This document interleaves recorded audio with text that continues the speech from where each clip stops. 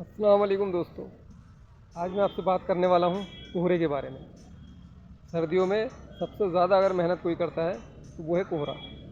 सुबह उठते ही पूरे शहर को चादर से ढांप लेता है, और अगर इस माहौल में, कोहरे के माहौल में अगर आप घर से बाहर निकलें तो ऐसा लगता है मानो गूगल मैप भी पूछ रहा हो, भाई तू है कहाँ। और अगर आप बाइकर हैं तो आपको पता ही होगा, घर से निकलते टाइम पता ही नहीं लगता कौन कहाँ जा रहा है। ऐसा लगता है जैसे मानो कोई वीडियो गेम खेल रहे हैं। कभी आगे से गाय आ जाती है, कभी सड़क में खड्डे आ जाते हैं, और कभी कभी तो हम इतने आगे निकल जाते हैं कि घर ही पीछे रह जाता है।